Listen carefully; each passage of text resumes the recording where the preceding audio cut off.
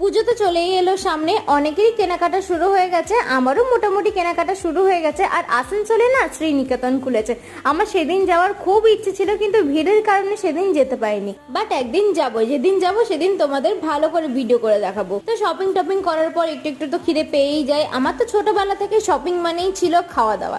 Recently আমাদের এখানে একটা ছোট্ট ক্যাফের মতো খুলেছে যেখানে অনেক রকমের আইসক্রিম, শেকস, মকটেল এভরিথিং পাওয়া যায়। এই লোকেশনটা হচ্ছে যারা মোমো ম্যাজিক ক্যাফে চেনো, মোমো ম্যাজিক ক্যাফের একদম পাশেই। তো আমরা এখানে একটা কম্বো ট্রাই করেছিলাম যেখানে ছিল বার্গার, ফ্রেঞ্চ ফ্রাই আর একটা শেক ছিল। তো আমি ওদেরকে রিকোয়েস্ট করেছিলাম যাতে আমাকে ওরিও শেক করে দেয়। কেউ চাইলে এই কম্বোটার মধ্যে মকটেলও নিতে পারো, আমার মকটেলের থেকে শেকটা বেশি পছন্দের তাই আমি সেটাই খেয়েছিলাম। আর খাবার দাবারের টেস্টও বেশ ভালোই ছিল, স্পেশালি বার্গারটা আমার বেশি ভালো লেগেছিল। আর বাইরে আমাদের পড়ছে অঝরে বৃষ্টি, তাই ব্যাকগ্রাউন্ড এই সাউন্ডটাকে প্লিজ একটু ইগনোর করো। চলো তাহলে আজকের ভিডিও এই পর্যন্তই, টাটা।